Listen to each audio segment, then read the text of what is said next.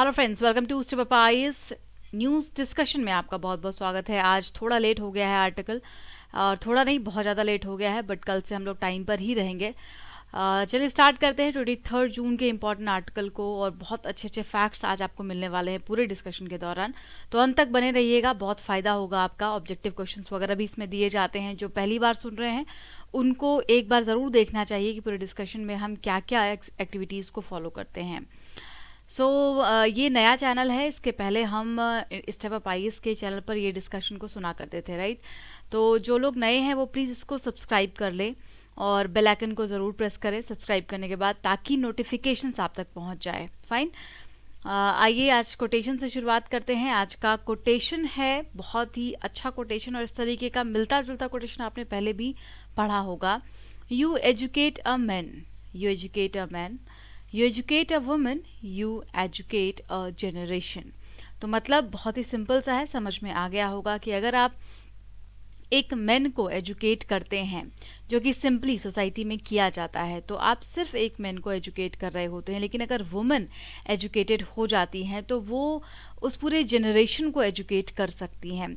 Generally आप लोगों ने भी फील किया होगा कि जो हमारी प्राइमरी स्टडी होती है, जब हमारी पढ़ाई की शुरुआत होती है, तो मोस्टली ज़्यादातर जगह पर आपने देखा होगा कि आपकी ममा आपका सपोर्ट करती हैं, और वुमन का बहुत इंपॉर्टेंट रोल होता है। इसीलिए जो बेसिक एजुकेशन है एटलीस्ट वो ज़रूर दिया जाता है महिलाओं को। तो ये बहुत ही अच्छा कोटेशन है वुमेन के समस्या पर, या उनको एम्पावरमेंट करने पर, या फिर एजुकेशन के टर्म में आप ऐसे कोटेशंस का यूज़ कर सकते हैं। आइए स्टार्ट करते हैं। आज का चूंकि लेट हो रहा है बहुत ज़्यादा डिस्कशन, तो हम 2 आर्टिकल को लेने वाले हैं। लेकिन ये 2 इतने इंपॉर्टेंट आर्टिकल हैं कि अगर आपने इसको छोड़ा तो फिर आज बहुत बड़ा नुकसान आपका हो सकता है। 2 आर्टिकल ही ज़्यादा इंपॉर्टेंट है आज के न्यूज़पेपर में। एक तो सी राजा मोहन साहब का जो बड़ा सा आर्टिकल आया होगा एडिटोरियल के पेज पे, एंड ऑफ मेक बिलीव, और दूसरा आर्टिकल आइडियाज़ वाले पेज पर है। इसमें बहुत ही अच्छे से स्ट्रेटजीज को डिस्कस किया गया है कि चाइना कौन कौन सी स्ट्रेटजी को फॉलो कर रहा है। इंडिया ही नहीं बल्कि बाकी वर्ल्ड के बाकी देशों को भी प्रभावित कर रहा है। कैसे कंबोडिया अपने अलग तरीके से परेशान है, उधर ऑस्ट्रेलिया को अलग परेशानी है, इधर इंडिया को ऑब्वियसली एक के बाद एक जो चैलेंजेस हैं वो झेलने पड़ रहे हैं चाइना की वजह से। तो ये दोनों आर्टिकल बहुत ही सोच समझ कर बहुत ही अच्छा आर्टिकल लिखा गया है। बहुत सारे नए नए फैक्ट्स आप जानेंगे, और इसको जानना बहुत ज़रूरी होगा आपके लिए। मेंस का जो क्वेश्चन है आज आपको ये कमेंट बॉक्स में मिलेगा। आज वीडियो के दौरान मेंस का क्वेश्चन नहीं मिलेगा, उसके बाद हम ऑब्जेक्टिव क्वेश्चन को डिस्कस कर लेंगे, आज के ही एडिटोरियल पर बेस्ड होगा। आज अंत में आपको ये सारे फैक्ट्स क्लियर हो जाएंगे। लॉ ऑफ द सी पर हम बैकग्राउंड में डिस्कस करेंगे, जो सेकंड वाला आर्टिकल है उस समय में आएगा। बांदुंग कॉन्फ्रेंस कई बार डिस्कस किया है हमने। रियल बेस कहाँ पर है, horn of Africa, comprehensive under water domain awareness strategy, EEZ, ये सारी चीज़ें आज हम देखने वाले हैं डिस्कशन के दौरान। तो पहला आर्टिकल होगा सी राजा मोहन साहब का, एंड ऑफ मेक बिलीफ, और दूसरा ये वाला आर्टिकल है। फाइन। ऑब्जेक्टिव क्वेश्चंस देख लीजिए। आज आपको ऑब्जेक्टिव क्वेश्चंस यहीं पर मिल रहे हैं। लास्ट में वीडियो में आज के क्वेश्चन नहीं होंगे, तो लास्ट में हम प्रीवियस क्वेश्चन को जस्ट आंसर उसका देख लेंगे। तो यहीं आपको शुरू में आकर के वीडियो में इस क्वेश्चन का आंसर करना है। स्पार्टली आइलैंड कहाँ पर सिचुएटेड है आपको बताना है कमेंट बॉक्स में। दूसरा सवाल है इंटरनल वाटर के ऊपर बनाया गया है, ठीक है। तो इसको जब अभी हम लोग डिस्कस करेंगे बेसिक फैक्ट्स में, तो वहां से आपको क्लियर हो जाएगा इसका आंसर सही क्या होना चाहिए। और तीसरा सवाल आपसे पूछा गया है हॉर्न ऑफ अफ्रीका पर, अक्सर न्यूज़ में आता रहता है, और यकीन मानिए बहुत ही पेट क्वेश्चन है ये। अगर यहाँ से क्वेश्चन पूछ लिया गया तो दिक्कत हो सकती है उसका सही जवाब चुनने में। तो इसीलिए इसका आंसर आप ज़रूर करेंगे आज, और फिर कोई भी परेशानी आएगी तो कल हम लोग इसका सॉल्यूशन देख लेंगे। फाइन। तो अभी तक जिसने भी सब्सक्राइब नहीं किया है वो प्लीज़ सब्सक्राइब करें, और कमेंट ज़रूर कीजिए आंसर का। मैं रिक्वेस्ट करना चाहूँगी कि क्वेश्चंस जब बनाए जाते हैं तो हम ये उम्मीद रखते हैं आपसे कि आप लोग आंसर करेंगे। और भले ही बड़े शॉर्ट फॉर्म में आपका आंसर आता है, बट कोई बात नहीं, वो भी आंसर आए तो बहुत अच्छी बात है। और literally I am missing my all students. मैं मिस करती हूँ इतने सारे कमेंट्स जो मुझे मिलते थे, और लिटरली वहाँ पे इतना पसंद करते थे सारे लोग वीडियोस को, क्वेश्चन का आंसर करते थे। बट ठीक है, धीरे धीरे हम लोग वहाँ तक पहुँच जाएंगे। अगर आपका साथ रहा तो ज़रूर पहुँच जाएंगे, लेकिन प्लीज़ आप लोग आंसर ज़रूर किया करें। ये जानकारी कोचिंग से जुड़ी हुई है, ठीक है। ऑनलाइन कोर्स अभी आपको मिल जाएगा, और ये एक प्लेटफॉर्म हमने डिज़ाइन किया है जो बहुत ही अच्छा प्लेटफॉर्म है।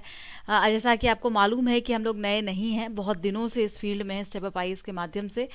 और पर्सनल गाइडेंस का जो प्रोग्राम है वो बहुत ही बेहतरीन है और इससे रिजल्ट्स आ रहे हैं, लोगों को कामयाबी हासिल हो रही है। ठीक है, तो इसके बारे में ज़्यादा जानकारी चाहिए हो तो आप कॉल कर सकते हैं 75006941 पर। अगर फ्रेशर भी हैं तब भी आप कांटेक्ट कर सकते हैं, डिटेल्स आपको दी जाएंगी। आइए डिस्कशन को शुरू करते हैं आज का। सबसे पहले तो कहाँ पे आएगा सिलेबस में, आईआर जीएस पेपर 2 में एसोसिएट कर देंगे। इंडिया चाइना की हम चूंकि बात कर रहे हैं, और चाइना की जो नई पॉलिसी है वो क्या है और इंडिया को इसको समझना कितना ज़रूरी है, इसी बात को यहाँ पर टारगेट किया है। और ये स्टार्ट करते हैं हिस्ट्री से। इनका कहना है कि अभी ये लद्दाख में जो स्टैंड ऑफ चल रहा है और यहाँ पे माहौल जिस तरीके का बन चुका है, तो इसमें इसमें अगर कोई एक पार्टी को ब्लेम कर रहा है कि ये जो प्रेजेंट पार्टी है वो ठीक से मैनेज नहीं कर रही है ऐसा वैसा, तो ऐसा कुछ भी नहीं है। ये स्थिति लगातार 7 दशक से बनी हुई है और जो भी गवर्नमेंट्स आई हैं उन्होंने अपने अपने तरीके से आफ्टर इंडिपेंडेंस इसको रिजॉल्व करने की कोशिश भी की है। तो देखिए, हिस्ट्री में कई सारे इवेंट का जिक्र करते हैं जब चाइना के साथ अपने रिलेशन को भारत ने सुधारने की कोशिश की है। ठीक है, शुरुआत करते हैं रविन्द्रनाथ टैगोर साहब से। वो विजिट पर गए थे चाइना में, ये बिफोर इंडिपेंडेंस का हम जिक्र कर रहे हैं, 1924 में। लेकिन वो वहां से डिसअपॉइंट होकर के लौटे थे with the ambition of developing a shared Asian spiritual civilization। लेकिन वहाँ पर उनको बहुत ज़्यादा कामयाबी हासिल नहीं मिली थी, वो काफ़ी डिसअपॉइंट हुए थे बिकॉज बहुत सारे रेडिकल ग्रुप्स थे जो समय चाइनीज़ कम्युनिस्ट पार्टी नई नई बनी थी और इसकी वजह से उनको काफ़ी डिसअपॉइंट होकर के लौटना पड़ा था। आते हैं जवाहरलाल नेहरू साहब पर। ये भी बिफोर इंडिपेंडेंस की घटना है, 1927, यानी कि जस्ट आफ्टर रविन्द्रनाथ टैगोर के विजिट के बाद जवाहरलाल नेहरू साहब का आता है यहाँ पर इनिशिएटिव, और ये कोशिश करते हैं कि चाइना के साथ रिलेशन को मेंटेन किया जाए और दोनों देश मिलकर के आगे चीज़ों को रिजॉल्व करें। और ऐसे में क्या हुआ, यहाँ पर एक थोड़ा सा कॉन्फ्लिक्ट होता है। उस तरीके से होता है कि चाइना ये चाहता था कि इंडिया और चाइना दोनों मिल करके जापानीज़ इम्पीरियलिज्म के खिलाफ लड़ाई लड़ें। आपको मालूम होगा सारा जो इतिहास था अपना सेकेंड वर्ल्ड वॉर के पहले का। लेकिन उस समय में जो कांग्रेस पार्टी थी इंडिया में, वो इस चीज़ के लिए तैयार नहीं थी। आगे हम देखेंगे गांधी जी ने भी कैसे इसको मना कर दिया था कि हम किसी भी तरीके से जापानीज़ का जो एक्सपेंशन बढ़ रहा था वहाँ पर कोई इंटरफेरेंस नहीं करेंगे। India and Chinese nationalist could not come together. तो यहाँ पर किसी भी, जैसे अलग अलग इंपीरियल पावर्स थे, उधर चाइना जापान से परेशान था और इधर भारत में ब्रिटिशर्स को वापस भेजने की बात चल रही थी। लेकिन दोनों ही देश आपस में सहमति नहीं बना पाते हैं किसी भी इस तरीके के कॉलोनीज और ये जो पावर्स था उनके खिलाफ में। अफ्रो एशियान कॉन्फ्रेंस, बहुत ही फेमस कॉन्फ्रेंस, जब भारत के प्रथम प्रधानमंत्री नेहरू साहब बनते हैं और फिर यहीं पर ये मुद्दा चलता है कि हमें किसी भी गुट में नहीं जाना, हमें स्वतंत्र रहना है, क्योंकि स्वतंत्रता बहुत सालों के बाद मिली थी और इस स्वतंत्रता को हम तुरंत खोना नहीं चाहते थे because of the any power, चाहे वो आपको इकोनॉमिकली कोई डोमिनेट करने की कोशिश करे, कोई पॉलिटिकली डोमिनेट करने की कोशिश करे, तो we were not willing to get that. और इसके बाद ही फैसला लिया गया 1955 में, बॉन्डुंग कॉन्फ्रेंस होता है इंडोनेशिया में, हमने इसका जिक्र भी किया है पहले। यहीं पर अफ्रो एशियन कॉन्फ्रेंस होता है और जो बेस्ट लीडर्स थे वो आके पार्टिसिपेट करते हैं। और यहाँ पे यही नैम की शुरुआत होती है, नॉन अलाइन मूवमेंट, कि हमें किसी भी गुट में जा करके नहीं मिलना है, राइट। तो इसकी शुरुआत होती है। लेकिन इसके बाद क्या हुआ, 1962 में आप सभी को याद है वॉर हो जाता है। वॉर के पीछे का जो कारण है, कई सारा कारण हमने डिस्कस किया था, याद है आपको, कि एक डिबेट चलता है। अक्सर ये डिबेट है कि आखिर 1962 में क्या हुआ था, वॉर क्यों हुआ था। कुछ का कहना है कि नेहरू साहब की फॉरवर्ड पॉलिसी थी, कुछ का कहना है कि चाइना का ने जो हाईवे बनाया था और चाइना की जो फॉरवर्ड पॉलिसी है वो उसका कारण थी। तो इस पर काफ़ी ज़्यादा डिबेट है, लेकिन अल्टीमेटली ये हुआ कि हम इस युद्ध को रोक नहीं पाए थे और कहीं ना कहीं इसमें थोड़ी सी चूक रही थी भारत की तरफ से। तो ये सारा इवेंट ये जिक्र कर रहे हैं। इसके बाद आते हैं आगे अटल बिहारी वाजपेयी साहब पर।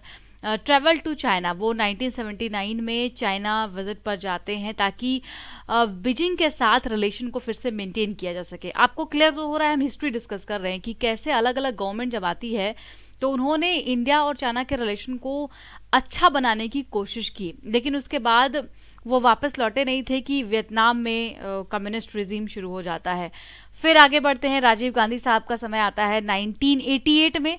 उन्होंने भी नॉर्मलाइज करने की कोशिश की, चाइना के साथ रिलेशनशिप को निगोशिएट करने की कोशिश की, जो बाउंड्री डिस्प्यूट था वहां पर उसको लेकर के।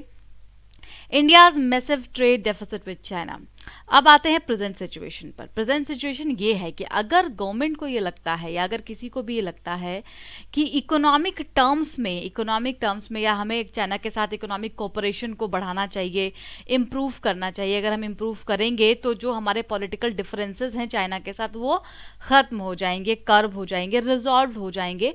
तो इनका मानना है, राइटर का मानना है, सी राजा मोहन साहब ये कह रहे हैं कि ऐसा नहीं है पॉसिबल, क्योंकि जो ट्रेड डेफिसिट है वो बहुत ज़्यादा है और ये इंडिया को लगातार डीप इकोनॉमिक डिपेंडेंस में भेजता जा रहा है। जो इंपोर्ट होता है चाइना से वो इतना ज़्यादा होता है, चाहे आप फार्मास्यूटिकल इंडस्ट्री को ले लें, आप मैन्युफैक्चरिंग इंडस्ट्री को ले लें, वहाँ पर जो भी सामान बनते हैं उसका जो इंटरमीडिएट गुड होता है उसके लिए हमें चाइना पर डिपेंडेंट होना पड़ता है। सो ये जो ट्रेड डेफिसिट है ये एक बहुत मैसिव फैक्टर है और ये कभी भी आपके पॉलिटिकल डिफरेंसेस को कम नहीं करेगा। क्यों? क्योंकि वहां पर चाइना जो है वो आपसे आगे है।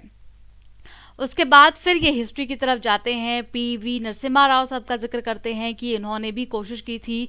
देखिए क्या हुआ कि कोल्ड वॉर के समय में आपको याद होगा यूएस और यूएसएसआर ये दो गुट होते हैं, दोनों ही पूरे वर्ल्ड को अपने अकॉर्डिंगली डिवाइड करने की कोशिश करते हैं, राइट। दो पावर्स इमर्ज होते हैं और उनको लगता है कि एक को लगता है कि आज जो दुनिया है वो कैपिटलिस्ट होनी चाहिए और एक को लगता है कि दुनिया है वो कम्युनिस्ट होनी चाहिए। तो इस तरीके का एक बाइपोलर वर्ल्ड क्रिएट हो रहा था। इसको ब्रीच करने के लिए, इसको ब्रेक करने के लिए अब इंडिया ने यहाँ पर सपोर्ट किया किसका? चाइना का, कि हम एक मल्टीपोलर वर्ल्ड क्रिएट करेंगे। पीवी नरसिम्हा राव का यहाँ पर जिक्र आता है कि उन्होंने चाइना और रशिया के साथ मल्टीपोलर वर्ल्ड को बढ़ाने में अपना योगदान दिया, उसको ज्वाइन किया, ताकि जो अमेरिका का इन्फ्लुएंस है कहीं ना कहीं, जो विक्टोरियस सिचुएशन उस टाइम में अमेरिका की थी, उसको थोड़ा काउंटर बैलेंस किया जा सके। Now come to the unipolar Asia. अब ये तो इंडिया ने कोशिश की, लेकिन हुआ क्या अल्टीमेटली? आज जो एशिया की आप बात करें तो वो यूनिपोलर होता जा रहा है बिकॉज ऑफ द चाइना। एक डर है, आज दिल्ली स्ट्रगल कर रहा है। क्यों?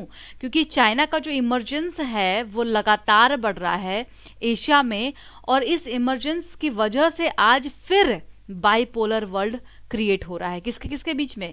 वॉशिंगटन एंड बीजिंग के बीच में। तो जो हमारा उद्देश्य था कि हम किसी बाइपोलर वर्ल्ड को हटा करके मल्टीपोलर वर्ल्ड की तरफ जाएंगे, क्या वो पूरा हो रहा है?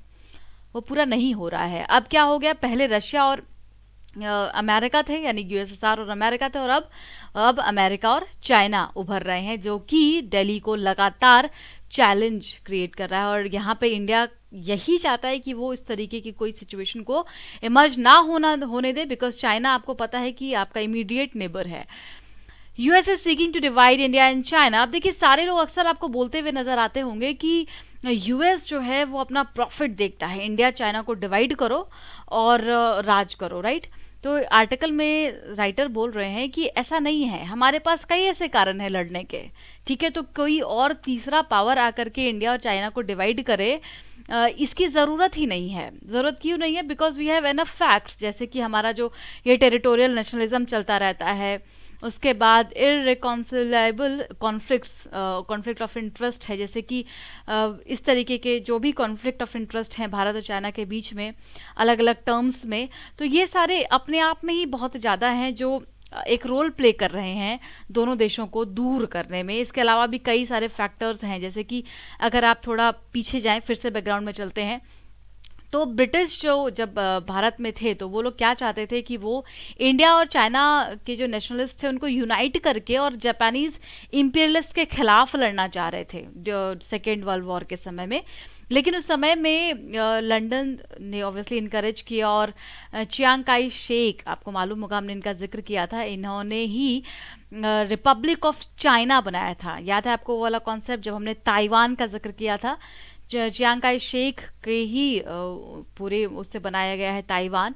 और ये शुरुआत में दो चाइना हुआ करता था। खैर अभी भी ये माना जाता है, एक तो रिपब्लिक ऑफ चाइना और एक पीपल्स रिपब्लिक ऑफ चाइना, जो कि प्रेजेंट चाइना है। तो खैर वापस आते हैं आर्टिकल में। तो महात्मा गांधी जी ने इसको मना कर दिया था। इन्होंने कहा था कि हम कोऑपरेट नहीं करेंगे इस मुद्दे पर, और फिर एक बार यहाँ पर बात बिगड़ गई थी। तो कह रहे हैं कि किस तरीके से कई सारे हिस्टोरिकल मुद्दे हैं, प्रेजेंट मुद्दे हैं, जो लगातार इस बात को फोकस करते हैं कि इंडिया चाइना में काफ़ी सारे ऐसे कारण हैं जिससे विवाद पैदा होता रहता है। China developed a sustained relation with the west. अब देखिए, बहुत इंपॉर्टेंट ये फैक्ट यहाँ पर लिख रहे हैं, ये आपको बहुत अच्छे से समझना है। अब आपको कंपैरिजन करना है चाइना में और इंडिया में, ठीक है। इंडिया, भारत आज़ाद होता है, ठीक है, चाइना में भी बहुत सारी परेशानी आती है, उसके बाद चाइना भी अपने आप को आगे बढ़ाने की कोशिश करता है। तो अब देखिए दोनों की नीति कैसी रही। चाइना वेस्ट की तरफ किस तरीके से बिहेव कर रहा था और इंडिया वेस्ट की तरफ किस तरीके से बिहेव कर रहा था। China never rely bought into the Indian idea of building coalition against the west. India किस तरीके का कोलिशन चाहता था कि वेस्टर्न कंट्रीज जो हैं, जो कि वो डेवलप्ड हैं, पावरफुल हैं, उन्होंने हमें कॉलोनी बना के रखा, तो हमें उसके अगेंस्ट में रहना है। लेकिन चाइना बहुत स्मार्ट है शुरू से। चाइना ने कभी इस बात का पक्ष नहीं लिया और भारत के साथ वो खड़ा नहीं रहा। चाइना ने अपना एक अलग रिलेशन सस्टेन किया, डेवलप किया, किसके साथ? यूएस, यूरोप और जापान के साथ। मतलब आपको समझ में आ रहा है कितना विजनरी था चाइना शुरू से। Mao broke with communist Russia to join forces with the US. आपको मालूम होना चाहिए कि चाइना ने 1970s में यूएस के साथ भी पार्टिसिपेट किया। और क्यों? ताकि वो अपने फोर्सेस को और स्ट्रांग बना सके, एडवांस बना सके। उसके बाद जब डेंग जियोपिंग का समय आता है तो उन्होंने अपने यहाँ पर इकोनॉमिक कोऑपरेशन को बढ़ावा दिया। यानी कि एक तरफ ये कह रहे थे कि ये कम्युनिस्ट हैं, दूसरी तरफ ये कैपिटलिस्ट आइडियोलॉजीज को फॉलो कर रहे थे इकोनॉमी में। इसीलिए हमेशा चाइना की जो पॉलिसी है, वहाँ की जो इकोनॉमी है, वहाँ का जो कल्चर है, उसको डिफरेंट एंगल से रखा जाता है। इन्होंने अपने आप को हमेशा बदला है, मतलब सिचुएशन को देखा और बदल गए, चाहे उनके यहाँ की फिलॉसफी कुछ भी रहे। तो इन्होंने क्या किया, यूएस के साथ मिलकर के पूरी चाइना को ट्रांसफॉर्म किया। इन्होंने कहा कि हम सोशलिस्ट तो हैं, हम जो हमारी सोसाइटी है वो सोशलिस्ट है, लेकिन हम इकोनॉमिक में कैपिटलिस्ट रहेंगे, राइट। तो इस तरीके से चाइना आगे बढ़ता चला गया। लेकिन अब बात दिल्ली की करें तो दिल्ली हमेशा एक दूरी दिल्ली ने बना के रखा है। यानी इंडिया की बात करते हैं कि इंडिया ने अब जा करके मुझे लगता है कि आफ्टर 2000 इंडिया ने अब बाकी देशों के साथ या वेस्टर्न वर्ल्ड के साथ, अमेरिका के साथ खास करके अपने रिलेशन को सुधारने की और अच्छा करने की लगातार कोशिश की है। उसके बाद हमारा इकोनॉमी भी आगे गया है, इसमें कोई शक नहीं है। लेकिन उसके पहले तक, इवन अगर आप एलपीजी पॉलिसी लाने के पहले की बात करें, 90s के पहले की, तो हम बहुत ही कंजर्वेटिव हुआ करते थे, बहुत रिजर्व हुआ करते थे। हाँ, उसका भी अपना एक अलग कारण था और शायद उस समय के लिए बहुत ज़रूरी भी था। तो दोनों देशों की जो स्ट्रेटजी रही आगे बढ़ने की, वो बहुत अलग अलग रही, और ये लॉन्ग टर्म में काफ़ी ज़्यादा इम्पैक्टफुल साबित हो रहा है। आज कंक्लूजन में कहा जा रहा है कि अब दिल्ली को किस चीज़ की ज़रूरत है? दिल्ली को ज़रूरत है कि वो चाइना के बदलते हुए पॉलिसीज़ को रिकॉग्नाइज करे। ये चाहे वो फॉरवर्ड पॉलिसी को अपनाता है या अलग अलग तरीके से टेरिटरी को कैप्चर करने की कोशिश करता है, क्लेम करता है, उसकी जो पॉलिसीज़ हैं अदर वर्ल्ड के साथ, इन सभी चीज़ों को सोच करके और फिर दिल्ली को एक न्यू चाइना पॉलिसी को ड्राफ्ट करने की आवश्यकता है। उसको समझने की ज़रूरत है प्रेजेंट गवर्नमेंट को। ये ज़रूरी है कि अभी जो अपॉर्चुनिटी मिली है कि हम कैसे जो बेसिक फैक्ट्स हैं उनको जाकर के चेक करें और फिर हम अपने तरीके से अपना जो इकोनॉमिक मॉडर्नाइजेशन है या इंडिया का नेशनल पावर है उसको एक्सपैंड करें, विच इज़ वेरी नेसेसरी। तो आई होप ये पूरा आर्टिकल आपको समझ में आया होगा। हमने किस तरीके से इतिहास के बारे में बात की कि चाइना के साथ कहाँ कहाँ पर क्या क्या कॉन्फ्लिक्ट इश्यूज रहे, कौन कौन से गवर्नमेंट ने कब कब इसको सुधारने की कोशिश की, क्या क्या इवेंट हुआ, और आज जो प्रेजेंट कंडीशन है उसमें पॉलिसी कैसी होनी चाहिए। ठीक है, तो क्लियर हो गया ना? कोई भी चीज़ क्लियर ना हो तो प्लीज़ आपको बताना है कमेंट बॉक्स में, ठीक है। आइए अगला आर्टिकल डिस्कस कर लेते हैं। इंटरनल सिक्योरिटी में इसको एसोसिएट करेंगे। देखिए ये आर्टिकल भी चाइना ओरिएंटेड ही लिखा गया है, लेकिन आई एम टेलिंग यू ये आर्टिकल इतना इंपॉर्टेंट है, इतने सारे फैक्ट्स हैं इस आर्टिकल में कि अभी आपको पता चलने वाला है। तो हम इसके लिए पहले बैकग्राउंड डिस्कस करेंगे, ठीक है। आप में से कुछ लोगों को शायद अंक्लॉस के बारे में पता नहीं होगा, जो फ्रेशर होंगे। United Nations convention on law of the sea UNCLOS 1982 में आता है, इसको लॉ ऑफ द सी भी कहा जाता है, ठीक है। Divides marine area into 5 main zone. अब देखिए, अब ये लैंड जो है टेरिटरी हो तो पता है कि भाई ये लैंड एरिया है, ये भारत की ज़मीन है, इस तरीके से। अब या जो भी दो देश हैं, लेकिन जब हम ओशन की बात करते हैं तो उसमें भी तो हमें सिक्योरिटी रखना पड़ता है ना, कि इसके आसपास ये जो ओशन का एरिया है ये कहाँ तक हमारा है, राइट। हम कहाँ तक रिसोर्सेज को निकाल सकते हैं, कितने एरिया तक कोई दूसरे देश का जहाज पार नहीं हो सकता, किस एरिया के बाद दूसरे देश का जहाज पार हो सकता है, किस एरिया में हमारे फिशरमैन जा सकते हैं। तो ये सारे जो कानून हैं वो ओशन के लिए भी होना बहुत ज़रूरी था, नहीं तब तो फिर आज इतनी लड़ाई है। सोचिए अगर ये कानून नहीं होता तो कितनी लड़ाई होती। तो इसके लिए हमें ज़रूरत पड़ी लॉ ऑफ द सी की, अंक्लॉज की, और ये बहुत इंपॉर्टेंट पूरा कन्वेंशन है, इसको ज़रूर आपको याद रखना है। देखिए इतने सेशन में हम याद तो नहीं कर सकते, बट मैं कोशिश करूंगी इंपॉर्टेंट फैक्ट आपको बताने की।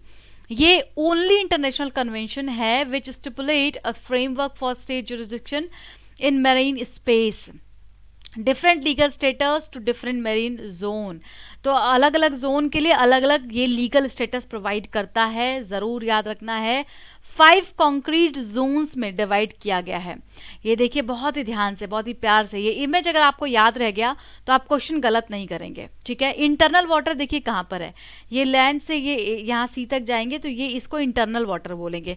तो इसका मतलब क्या हुआ कि ये तो बहुत ही करीबी एरिया हो गया। आप इमेजिन करो कि ये भारत है और यहाँ पे हमारा बिल्कुल ज़मीन, और ये सटा हुआ जो एरिया है ये क्या है, पूरा ओशन वाला, यहाँ से शुरू होता है इसके बाद। तो ये तो ऑब्वियसली ये हमारा हो गया ना, यहाँ पे कोई और नहीं आ सकता। कितनी ज़्यादा सिक्योरिटी होगी आप खुद सोच सकते हैं। आगे बढ़ते हैं 12 नॉटिकल माइल तक। तो यहाँ से इंटरनल वाटर के बाद इसको बेस लाइन बोलते हैं, ठीक है, याद रखिएगा। ये बेस लाइन के बाद जब हम 12 नॉटिकल माइल आगे बढ़ेंगे जिसको कहा जाएगा टेरिटोरियल सी। क्या कहा जाएगा? टेरिटोरियल सी। टेरिटोरियल सी के अपने अलग कानून हैं, इंटरनल वाटर का अलग कानून है, टेरिटोरियल सी का अलग कानून है।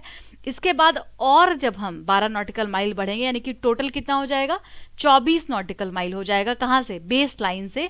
ये क्या कहलाएगा? Contiguous zone. कॉन्टिग्यूस जोन कहलाएगा।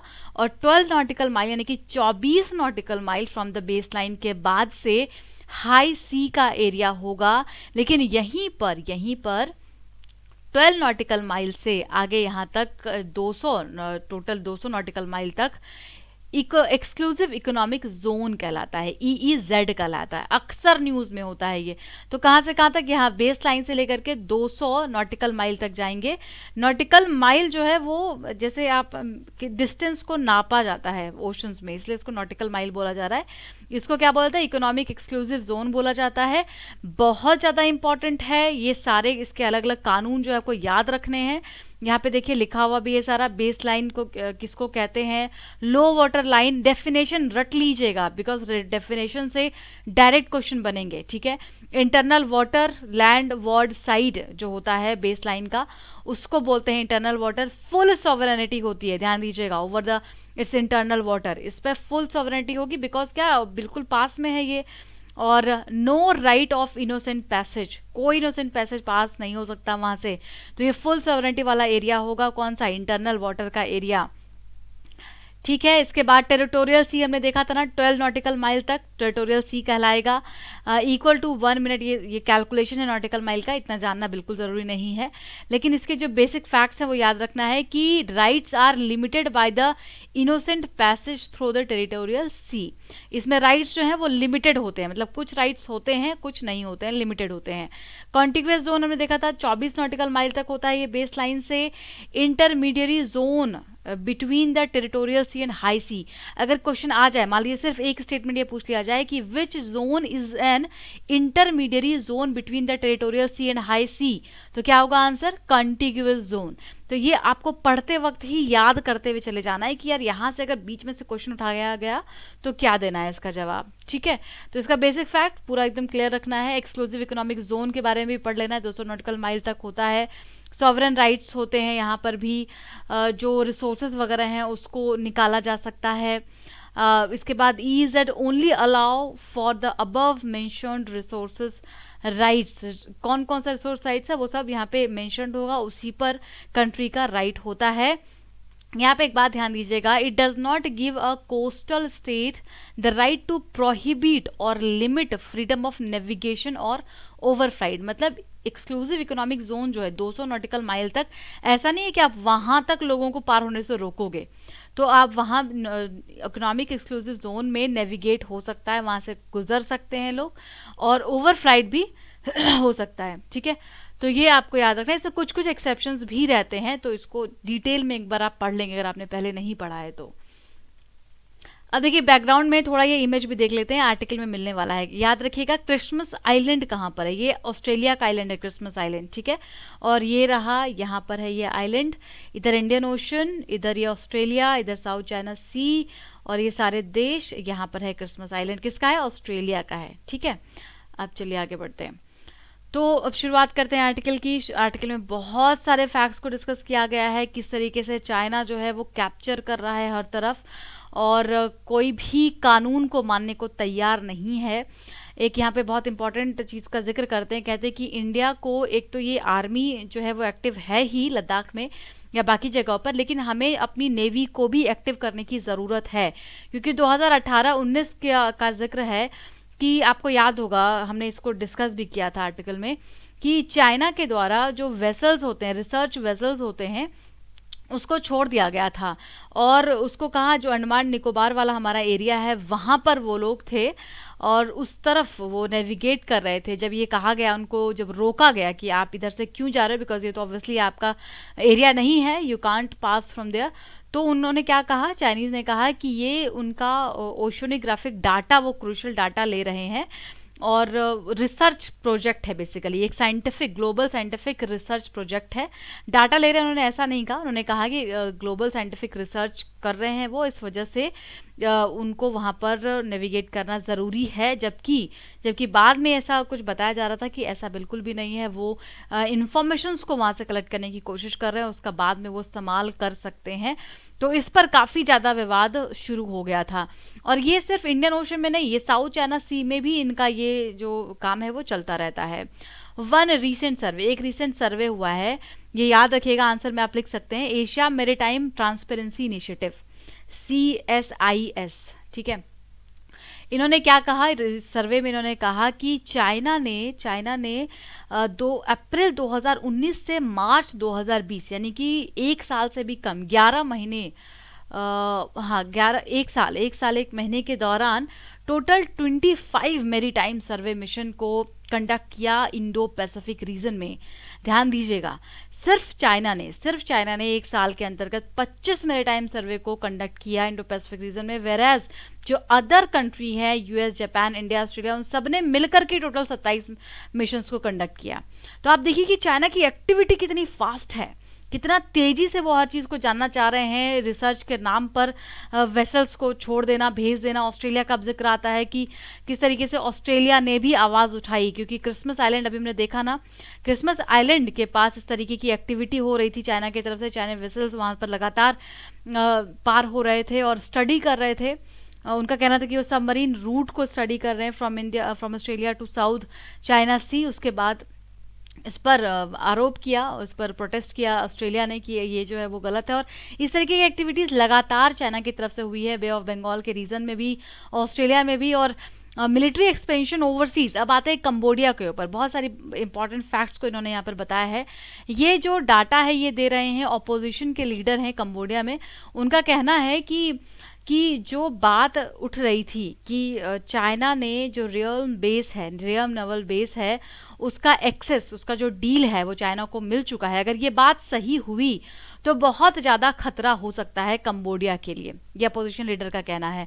आपको याद है हमने जिक्र किया था, ये आर्टिकल बहुत बार आया था कि कंबोडिया में जो रियल नेवल बेस है उसका कॉन्ट्रैक्ट साइन हो गया है और ये चाइना को दे दिया गया है, जिस पर कि काफ़ी ज़्यादा विरोध किया जा रहा था, क्योंकि ऑलरेडी साउथ चाइना सी में चाइना का डोमिनेंस बहुत ज़्यादा है, और वहाँ पर चाहे फिलीपींस हो, कंबोडिया हो, ये सारे देश काफ़ी ज़्यादा परेशान है। वो माने इस बात को या ना माने, तो ऐसे में कोई भी नवल बेस उनको देना, कोई भी आइलैंड पर एक्सेस उनको देना, चाइनीज़ को देना, ये काफ़ी ज़्यादा खतरनाक हो सकता है। और ये कहते हैं कि जो चाइना का मिलिट्री एक्सपेंशन है वो लगातार बढ़ता जा रहा है, जैसे ये जिक्र करते हैं कि कंबोडिया में क्यों प्रॉब्लम है, क्योंकि चाइना का ये जो इंटेंशन है कैप्चर करने का, वो बाकी जगह से भी देखा जाता है। पहले स्पार्टले आइलैंड का जिक्र करते हैं, साउथ चाइना सी में है स्पार्टले आइलैंड, और उसके बाद हॉर्न ऑफ अफ्रीका, याद है जिबूती में चाइना ने अपना बेस बनाया। तो पहले ये लॉजिस्टिक सपोर्ट्स मांगते हैं, पहले ये इन्वेस्टमेंट करते हैं, पहले वहाँ पे अपने छोटे मोटे काम करते हैं, और उसके बाद ये इसको अपना आर्मी बेस, अपना नवल बेस क्रिएट करने लग जाते हैं, राइट। तो कैसे चाइना क्या करता है, पहले इकोनॉमिक एक्सपेंशन पर जाता है, इन्वेस्टमेंट करता है, और फिर धीरे धीरे अपना सिक्योरिटी स्ट्रेटेजिक एक्सेस लेने लग जाता है दूसरे देशों में। और यही इसकी स्ट्रेटजी हो सकता है कि कंबोडिया में भी हो, ऐसा क्लेम किया जा रहा है कंबोडियन ऑपोजिशन लीडर के द्वारा। तो ये जो प्लान है, आप देख रहे हैं कि चाइना की जो पॉलिसी है वो कैसे लगातार बदल रही है।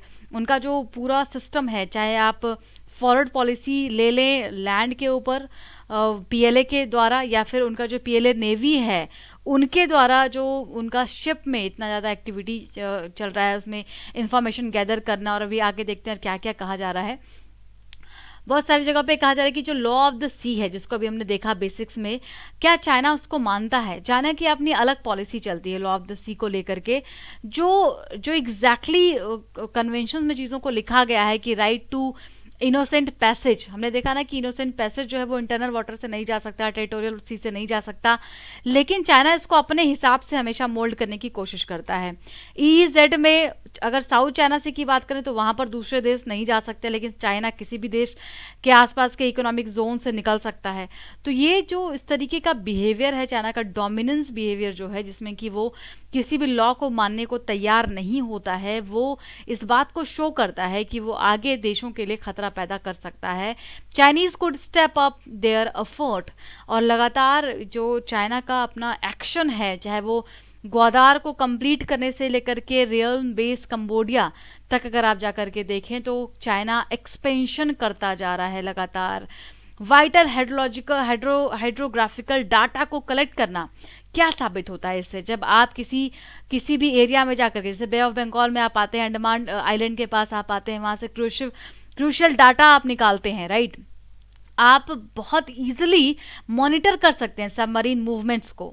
तो देखिए, जब युद्ध होता है या ऐसी कोई स्थिति पैदा होती है, तो सिर्फ जमीन पर ही लड़ाई नहीं होती है, उसके बाद एयरफोर्स के बाद नेवी सब काम करते हैं। तो कहीं ऐसा तो नहीं कि चाइना हर एक देश को, जिससे कि चाइना को खतरा नजर आता है या ऐसा लगता है कि वो अपोज कर सकता है उसकी किसी भी पॉलिसी का, उसके आसपास एक जाल बिछाने की कोशिश कर रहा है, क्या ऐसा तो नहीं। यही सारी जो कंसर्न्स उसको रेज किया गया है इस आर्टिकल में। और ये कहते हैं, आगे हम देखेंगे, ये कहते हैं कि कैसे इंडिया को अपनी स्ट्रेटजी को सही करने की जरूरत है। मलक्का स्ट्रेट से लेकर के जिबूती तक, यानी अंडमान जो आइलैंड है, या फिर बे ऑफ बंगाल से लेकर के अरेबियन सी तक जो चाइना लगातार अपने एक्सेस को बढ़ाता जा रहा है, इसको समझा जाना चाहिए, और उसी के अकॉर्डिंगली भारत की भी अपनी नीति तैयार होनी चाहिए। कई सारे रिपोर्ट्स हैं जो अलग अलग बातें कहते हैं। एक चाइनीज सर्वे है, उसके अकॉर्डिंगली कहा गया है कि Chinese might try to send another survey vessel without our permission into the EEZ.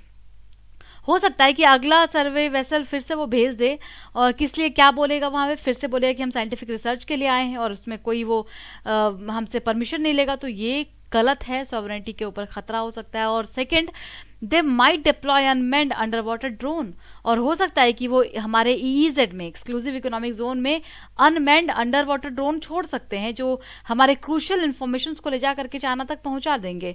Forbes report का कहना है, फोर्ब्स रिपोर्ट ये क्लेम भी करती है कि unmanned drone were launched from Jiang Yang Hong number 6। तो 2019 की बात है जब ये क्लेम किया जा रहा है फोर्ब्स रिपोर्ट के द्वारा कि अनमेन्ड अंडर वाटर को ड्रोन को लॉन्च किया जा रहा है चाइना में, और ये दिन दूर नहीं जब ये बे ऑफ बंगाल तक भी पहुंच सकता है। तीसरा कहा जा रहा है कि जो इनकी पॉलिसी है पीएलए नेवी की, ये लगातार लोगों के जो जो कन्वेंशन है, जो लॉ ऑफ द सी का कन्वेंशन है, उसको ब्रीच कर रहे हैं। और ऐसे में भारत को एक strong comprehensive under water domain awareness strategy को लाने की ज़रूरत है। इंडिया को यहाँ पर कोऑर्डिनेशन करने की ज़रूरत है, किसके साथ, जो नेशनल सिक्योरिटी एजेंसीज हैं, नेवी, गवर्नमेंट डिपार्टमेंट, जितने भी रिस्पॉन्सिबल हैं इसके लिए, मैरीन एनवायरनमेंट से लेकर के डिजास्टर मैनेजमेंट के डिपार्टमेंट्स तक, सभी को कोलैबोरेट करना होगा, इंफॉर्मेशन को एक्सचेंज करना होगा। मतलब ये बेसिकली जगाने की कोशिश कर रहे हैं कि हमें इस एंगल में सोचना चाहिए, हमें इस एंगल में भी उतना ही सतर्क रहना चाहिए जितना कि हम अपनी ज़मीनी लड़ाई के लिए सतर्क हैं आज। We should learn from Chinese tactics, और हमें अल्टीमेटली चाइना के टैक्टिक्स से सीखने की ज़रूरत है कि कैसे हर दुनिया एक तरफ है और चाइना एक तरफ है। चाइना अपने अलग अलग पॉलिसीज़ को ला करके, अलग टैक्टिक्स को चल करके हमारे ऊपर डोमिनेट करने की कोशिश कर रहा है। ऐसे में जो मेरीटाइम डोमेन अवेयरनेस कैंपेन है बहुत स्ट्रांग होना चाहिए, स्ट्रेटजी स्ट्रांग होनी चाहिए, कैपेबिलिटी एंड टेक्नोलॉजीज को स्ट्रांग करना बहुत ज़्यादा ज़रूरी होगा हमारे लिए। ठीक है, तो आज ये दो इंपॉर्टेंट आर्टिकल हमने देखा। आई होप आपको पसंद आया होगा, अगर अच्छा लगा तो आप ज़रूर बताएंगे कमेंट बॉक्स में। अब ऑब्जेक्टिव क्वेश्चन ये कल वाला है, उसका आंसर देख रहे हैं हम लोग। काला पानी डिस्प्यूटेड एरिया कहाँ पर है? इंडिया नेपाल के बीच में, बिल्कुल सही स्टेटमेंट है। और काली रिवर से ही ये ओरिजिन होता है, तो ये भी बिल्कुल सही है। इसका आंसर होगा सी, 1 और 2 बोथ। दूसरा सवाल पंचेश्वर डैम को लेकर के है, दोनों इसमें स्टेटमेंट गलत है क्योंकि ये काली रिवर पर है और दूसरा ये इंडिया और नेपाल के बीच में है। ठीक है ना, तो डी इसका आंसर हो जाएगा। हालांकि आंसर तो शायद नहीं दिया होगा आप लोगों में से किसी ने, बट आज रिक्वेस्ट है प्लीज़ आंसर दीजिए कमेंट बॉक्स में। एक दो लोगों के अलावा बाकी लोग भी आंसर करें। Nepal shares boundary with 5 Indian state, बिल्कुल सही है। सगौली ट्रीटी इंडिया नेपाल के बीच में हुई थी, ये भी सही है, तो सी इसका आंसर हो जाएगा। और अगला सवाल था ऑर्डिनेंस के ऊपर, इसमें दोनों स्टेटमेंट सही दिए गए हैं। ठीक है, तो इसका सी आंसर हो जाएगा। आज के लिए इतना ही, कल पक्का हम लोग जल्दी मिलेंगे। आज बहुत लेट हो गया था, प्रॉब्लम्स तो कई सारी आ रही हैं, कितना रोज़ एक्सक्यूज़ नहीं दे सकते, इसीलिए आई प्रॉमिस यू कि कल हम लोग जल्दी जल्दी मिलेंगे और सारे और आर्टिकल के साथ मिलेंगे। आज अगर कोई और आर्टिकल आया हो जो आपको लगा हो बहुत इंपॉर्टेंट है लेकिन आपको समझ नहीं आया, तो आप उसको लिख सकते हैं कमेंट बॉक्स में, हम लोग उसको कल ले लेंगे। ठीक है, तो आज के लिए इतना ही। Thank you so much, keep studying, subscribe the channel, like करें और शेयर करना तो अभी बिल्कुल ना भूलें जब तक कि हमारी गाड़ी पटरी पर नहीं आती है। I am totally dependent on you guys, please help me to get that views जो एटलीस्ट हमें मिला करते थे। So thank you so much.